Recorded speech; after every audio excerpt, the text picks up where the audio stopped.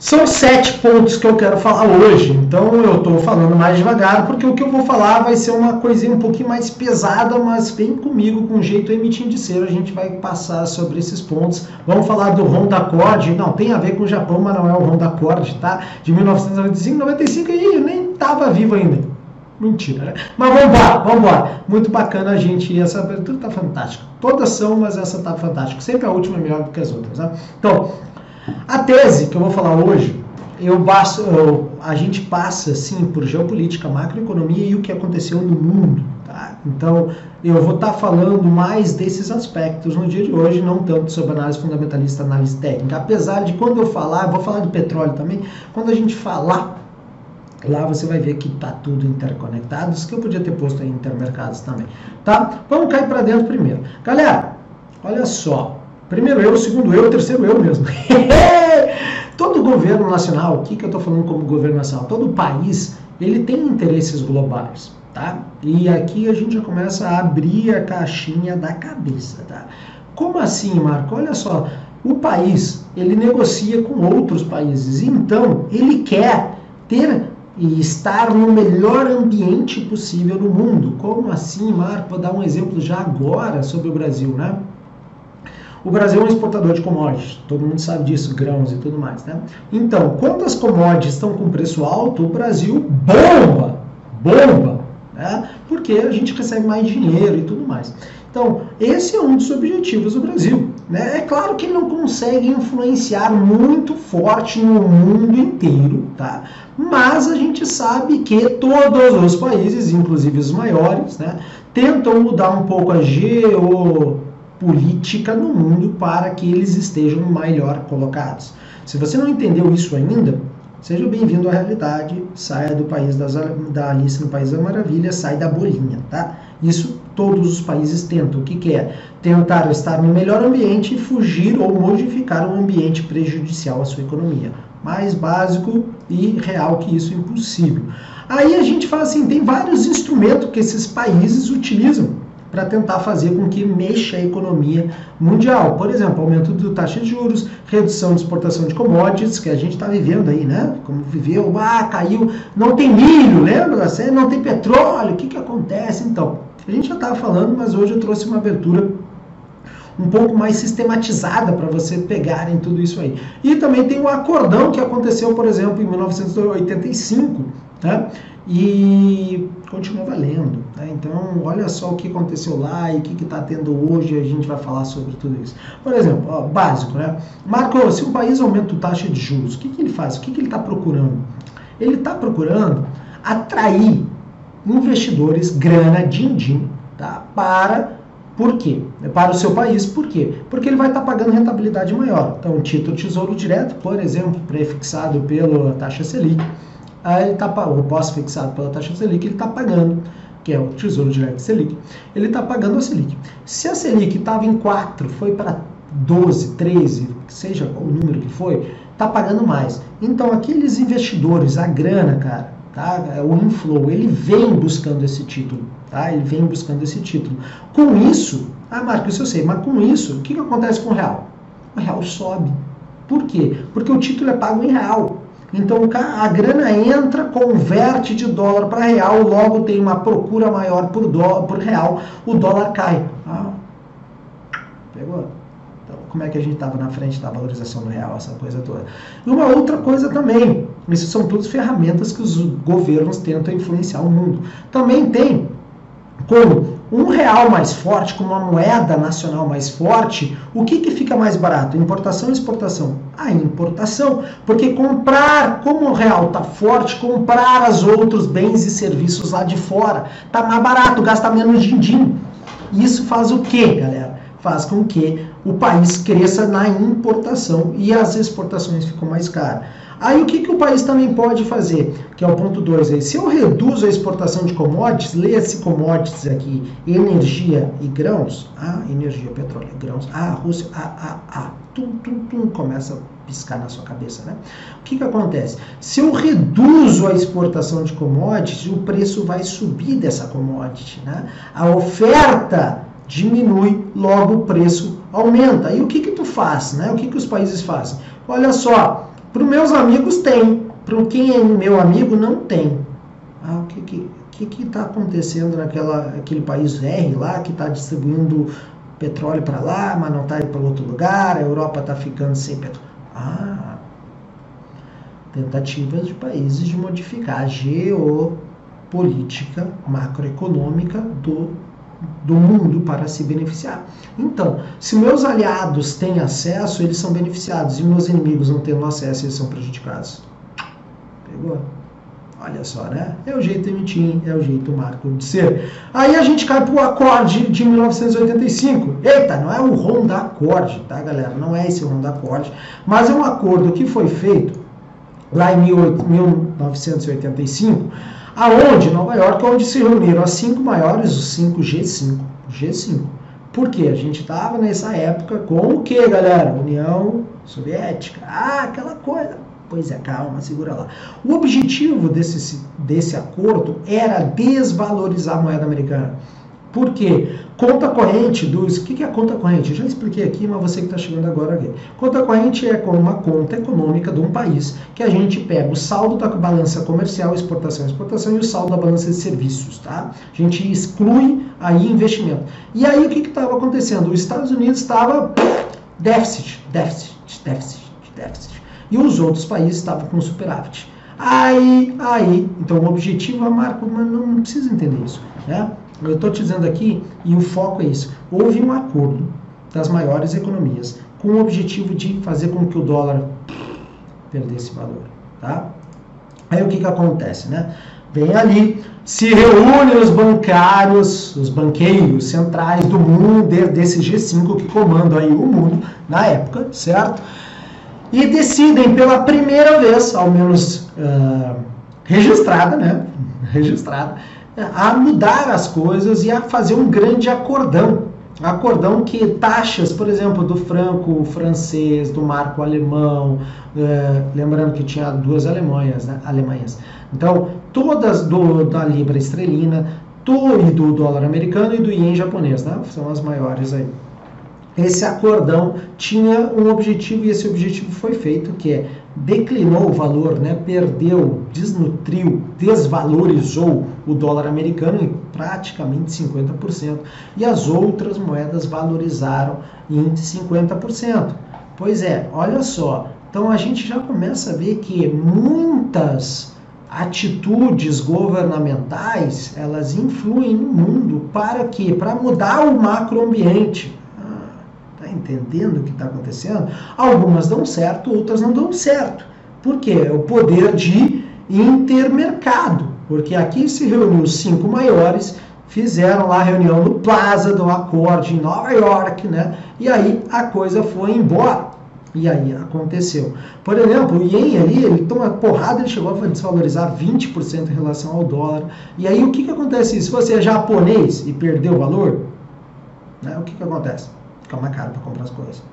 Se eu ganhei valor, ficou mais barato para comprar coisas. E aí, falando do Japão, que muita gente, eu já fiz aqui até uma abertura sobre o Japão, propriamente dito, vem aquela coisa assim, os piores efeitos aconteceram no Japão.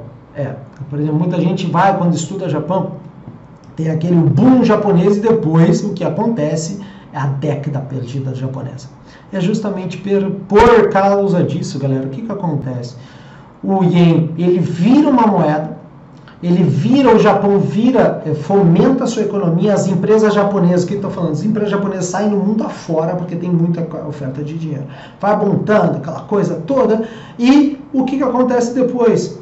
A nação vira a maior credora do mundo, e era, né? Todo mundo, o Japão financia quase todos os países aí comprando dívida. Como assim financia, Marco? Um país tem uma dívida, ela tem que emitir títulos. Como uma empresa, como uma debenture, como um CDB, certo? Emite dívidas e alguém tem que comprar. Aí o Japão, o governo japonês compra bastante. Hoje a gente vê isso também muito na China, né? A China compra muitas dívidas dos países, por isso que ela tem muitos países aí na mãozinha dela. O que acontece? Esse todo boom, aconteceu uma coisa. O consumo dentro de casa ficou mais lento. Os preços das coisas começaram a criar bolhas, a gente já falou que explode depois, e aí a década perdida do Japão. Tá? O que é importante até aqui que você tem que estar sincronizado comigo para entender o que eu vou falar agora. Então, a gente vinha um mundo, né? A gente precisou, houve um acordo para mudar a geopolítica, a macroeconomia do mundo, para desvalorizar o dólar americano, certo? Para fazer com que os Estados Unidos passasse a inflação para o mundo, a gente já vai falar sobre isso e tudo mais. Aí, isso é o que aconteceu. Outro ponto importante, você tem que ter noção que houve um encontro das 5 maiores potências naquela época e fizeram um acordão financeiro e commodities. Eles realmente fizeram isso. Como assim commodities? O que aconteceu? Eu sei que você sabe do caos, né, do petróleo, aquele grande impacto que aconteceu em 1986, que quebrou a União Soviética. Como assim quebrou a União Soviética? Muita gente não sabe, mas agora sabem porque foi diluído aí na mídia, né? Mas as maiores receitas da União Soviética, e aqui faço um paralelo com a atual Rússia, é proveniente de exportação de energia, exportação de gás e petróleo. O que aconteceu lá? O choque que aquele acordão fez com que o barril caísse para $10. O que aconteceu com aquele grande país, né? Conglomerado, sei lá como é que quer chamar? As receitas, se antes ganhava 50 por barril, depois 40, depois 30, depois 10, e o volume não aumentou, a coisa complicou. E a União Soviética se tornou instável, inviável e instável, né? Então, aqui, a grande sacada que vocês têm que entender é que muitas vezes, quase sempre, entre nós aqui, quase sempre, todas as ações, elas têm um objetivo nacional e também global. Entendeu? A manipulação aí, a tentativa de mudar o ambiente externo para favorecer o meu país. Então, isso é o que está acontecendo aí aos nossos olhos. Quem conhece isso aqui está dando risada, porque a gente está aproveitando como louco, né? Como louco. Até afinal, só vocês esperam que não tem estratégia. Mas se tu não está aproveitando, calma lá que eu vou te ensinar aí a gente fazer as coisas. E eu quero falar, quebrou, marcou história, maravilha, muito bonita, aquela coisa toda. Porém, e aí, agora? O que a gente tem aqui? A gente tem um mundo pressionando a China através de suas ações financeiras e também commodities. O que é isso, né? O mercado como um todo está forçando a China a mexer na sua taxa de yuan, renminbi, como você queira chamar, a ter que desvalorizar a moeda chinesa. É isso que está acontecendo. Tantas vezes, muitas e muitas vezes eu comento no Sentimento Mercado, que eu envio para o SAT, né? Tá ali, ó. A China está tendo que mexer no câmbio. Muita gente não entende isso. Isso é o impacto real do que está acontecendo, seja por sanções financeiras. Lembra do Phase 1, Phase 2, lá do Trump, aquela coisa toda? É isso que está acontecendo. Ou por redução de exportação de commodities. E também aumento da taxa de juros. Pegou. Que então, também tem esse jogo por trás, o Shadow Game, aí, o jogo por trás das sombras, que o mundo está tentando fazer mudança geopolítica para beneficiar a si mesmo. Cada dos países maiores querem se beneficiar a si mesmo. Porque até agora, se a gente parar, né, Marco, mas a gente vem de um ciclo gigantesco, praticamente 40 anos, né, de enfraquecimento do dólar, teve uns picos ali, mas só essa era a estratégia. Por quê? Porque era benéfico. Porque um dólar fraco, se você não parou para perceber, ele faz impacto em duas coisas no mundo. Ele bate pouco em nós, Brasil, por exemplo, que a gente é exportador. As commodities são cotadas em quê, amigão? Amigona, gostosona. Meu trader, pica da galáxia. Petróleo é cotado em quê? Mas tem lá, a Rússia fez um acordo com a China de vão fazer rublos. Tá. Desse tamanho. A Europa fez um acordo com o Japão, eu já fiz uma abertura sobre isso lá atrás, né? O mundo é cotado em quê? Você está fazendo a conta em quê? Você vai viajar, você vai comprar o quê? Pois é, né? Então, com um dólar fraco, um impacto, especialmente, por exemplo, em nós, Brasil, que é uma exportadora de commodities, ele vem diminuindo, porque um dólar fraco vai, a coisa vai, a coisa vai, a coisa vai. Agora, um dólar alto, a coisa trava. Trava, né? Trava. Porque se lembra com aquela apresentação que eu fiz do Alan Greenspan, que tudo mais, que ele chutou lá em cima a taxa de juros, jogou o dólar para cima e exportou. Quando a gente vê esse movimento de alta de taxa de juros, e aqui, cara, essa abertura tá fantástica, fantástica. Dá o like aí. Dá o like que tá fantástica, voltamos com tudo, né? Não paramos, né? Então, olha só. O que acontece? Exporta a inflação. Exporta a inflação. Porque só um país pode no mundo imprimir dólar. Pegou. Aí a gente tem. Olha só uma coisa, falando de petróleo, aí eu sei que eu tenho muitos assinantes da Emitim mesmo e muitos aqui da Active Trades que operam muito petróleo. Os preços, pessoal, é um conceito, tá? Os preços são feitos nas margens. Como assim? Calma. Petróleo. Se a oferta de petróleo, Arábia, Estados Unidos, olha só, cai aí, por exemplo, vamos dar um milhão de 50 milhões de barril, né? Eles vão cortar a produção em 5 milhões, por exemplo, o que o preço faz? Sobe. Só que, se a demanda cai, o preço cai, porque tu tem um excesso de petróleo. O que é isso num termo básico aqui no jeito emitindo de ser? Se está todo mundo procurando 100 petróleo e o petróleo tem 90, tu vai pagar 110 pelo petróleo, porque tu quer petróleo e tem pouco petróleo no mercado e tu quer petróleo. Agora, se o petróleo está 90 e a galera só quer comprar 80, tem muito petróleo e aí fica pichincha. Como assim? Aí eu vou dar só uma largada aqui para vocês, né? Por que existem, né, quem acompanha o petróleo e a gente acompanha, vários tipos de petróleo? A Arábia, às vezes, ela põe um prêmio no petróleo dela, às vezes ela tira o Kuwait, tudo mais, eles ficam mexendo, porque é o prêmio do petróleo. Então, eu sei que você não precisa aprofundar muito, pode só operar o Brent e o Crude, né? Não tem problema nenhum, WTI e o Brent, como você quiser chamar. Agora, entenda que existe e é manipulado a questão, especialmente da OPEP, a questão da produção e da demanda, por isso que ela fica regulando.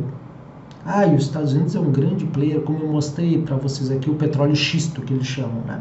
Então, entendam isso, a gente consegue entender o que está acontecendo, ou menos ter algumas luzes, né? Porque o mundo é muito grande, não cabe em nenhum modelo econômico, mas, contudo, a gente tem algumas coisas que a gente consegue entender, certo? Então, olha só tudo que a gente falou isso. A gente viu as ações, eu vou dar um resumão aqui, depois a gente vai para a conclusão, mas tem aqui o gráfico da Nasdaq, né, que eu quero trazer para vocês. A gente vê que todas as ações governamentais, elas têm um interesse global. Nenhum país consegue mudar o mundo, mas um grupo de países maiores conseguem tentar mudar a macroeconomia do mundo, o que o mundo está precisando, o que não está. Vamos fazer uma escassez aqui para o preço ir para lá, para minha conta fechar aqui. É isso tudo. No momento que a gente entende um pouco disso, como é que a gente faz? A gente entende, meus operadores de CFDs, qual é a moeda que tende a valorizar, qual é a moeda que tende a desvalorizar. A gente entende, meu operador de ação, qual é o ciclo que a gente está aqui. Empresas cíclicas a gente deve comprar ou anticíclicas a gente deve comprar. Pegou? Então, isso eu falei que a gente ia subir o nível. E agora, nossa olhadela no gráfico. Esse é o gráfico da Nasdaq 100, tá? E eu quero falar uma coisa. Eu sei que todo mundo, né, ficou espantado com aquele movimento que a gente teve na sexta-feira, mas olhem esse gráfico, né, Shooting Star aí. Não vou falar não, tá? Você não sabe, esse gráfico está gritando. A grande expectativa do mercado é para ver o que o mercado vai fazer agora. Por quê? A gente tem, né, um pivô de baixa bem formado, dois pivôs de baixa com um retrocesso aí. Aí que tá. Será que a gente vai ter um topinho em 1.300, né, mais ou menos? Ou não? 3.500, desculpa. Se a gente tem um topo aí, para nós, esse gráfico aqui, quem sabe segue a MTIM, tá gritando pra gente sair. Aqui eu não preciso nem dar call de trade, né? Você entende o trade, você entende a leitura de gráfico, tá ali. Agora o que passa a gente é só observar essa semana. Né? Como a Semana dos Pais vai ser agitada, né? Olha que beleza, tá lindo esse gráfico, tá lindo. Ah, Marco, mas se não houver o pivô, a confirmação de um topo e quem sabe aí uma busca de 11.200 pontos, alguma coisa assim, a gente vai buscar o outro lado, que aí realmente o pivô rompe, faz o pivôzinho e vai de novo. Olha, tudo que eu falei aqui em 10 segundos, 15 segundos, esse gráfico ele tá gritando para nós. E o bacana é que a gente tem um treinamento que se chama Grana na Conta, que eu ensino, eu e a minha equipe ensinamos exatamente o que é, como ler esses gráficos. Seja no mercado de CFTs, seja no mercado de índice, seja no mercado de ações, mini dólar, mini índice, tudo que a gente está operando aí, a gente lê gráfico da mesma forma. Só não vale ler, eu já digo aqui, não vale ler gráfico de uma coisa, tá? É impossível ler gráfico em IPO, tá? Não faça essa besteira. Mas vamos embora aí, se você viu a última abertura, você sabe por quê. Então, galera, olha só. Para concluir a nossa abertura, eu chutei o balde, mas eu resolvi fazer uma abertura de alto nível para a gente abrir a cabeça e conseguir enxergar as oportunidades escondidas aí para muitos, não para nós, mas para muitos aí. Será que o ciclo do Fed de 40 anos, que vem baixando, desvalorizando o dólar, segurando o dólar valorizado, vai subir? Porque agora já teve muito zoom aí no mercado que o Fed não vai subir mais taxa, né? E aí o mercado tá bombando, aquela coisa toda, bolsa subindo e tudo mais. Será que ele vai parar de subir? Será que o momento que ele teve o dólar fraco, agora ele quer colher os benefícios de ter um dólar forte? Ah, mas qual é o benefício de ter um dólar forte? Olha, um saco de soja que custava 100, agora custa 80. Pegou. Fiz um exemplo de a soja, pode ser outras commodities, outros produtos, bens e serviços. Lembrando, mais um pontinho aqui, que moeda forte, assim como eu mostrei para vocês que o Alan Greenspan fez com os Estados Unidos, ele exporta inflação. Qual é o problema dos Estados Unidos? Qual é o problema do mundo? Quando eu consigo transferir a inflação do meu país para o mundo, eu não tenho problema. Aí eu pergunto, volto àquela perguntinha lá no início. Será que foi coincidência ou premeditado? Não, vamos lá, né? Então responda aí. Galera, só se desespera quem não tem estratégia.